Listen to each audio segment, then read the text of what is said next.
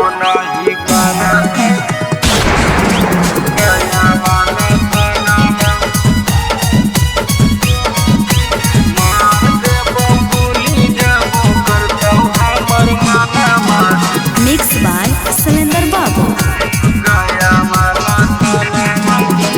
हियौ साथ छौड़ी जतिया के शेर गे केकरो से हमर बाला होतौ नहीं टेढ़ गे। हियौ साथ छौड़ी जतिया के शेर गे केकरो से हमर बाला होतौ नहीं टेढ़ गे। कि जब लेके हथियार खड़ा होतौ पासवानामा कुछो नहीं करतौ गे जमुई वाला थानामा।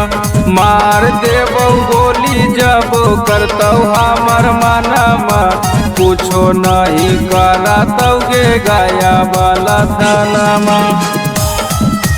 कुछो नहीं करतौ गया वाला थानामा। मार देबौ गोली जब करतौ हमर मानामा गया वाला थानामा।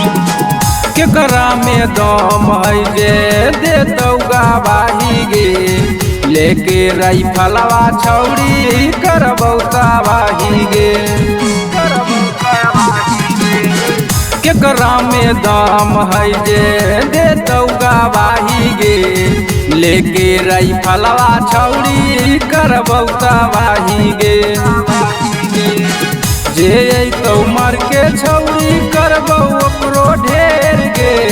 हियौ दू साथ छौड़ी जातिया के शेर गे कि जब दागे लगबौ छौड़ी हमें सिक्का सर के दानामा कुछो नहीं करतौ गे पटना के थानामा। मार देबौ गोली जब करतौ हमर मानामा कुछो नहीं करतौ गे गया वाला थानामा। कुछो नहीं करतौ गया वाला थानामा। मार देबौ गोली जब करतौ हमर मानामा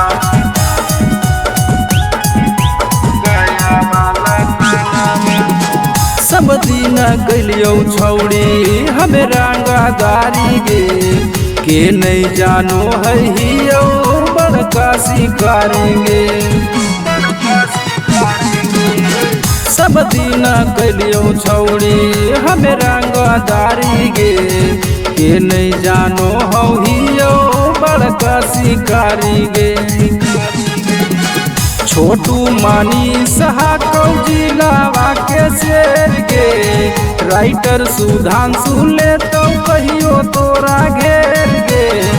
कि जब खड़ा होई जैतौ छौड़ी गायक नंदनामा कुछो नहीं करतौ गे पटना के थानामा।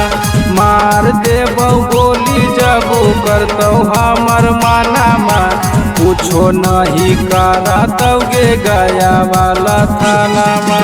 माँ प्रतिमा रिकॉर्डिंग स्टूडियो शेखपुरा।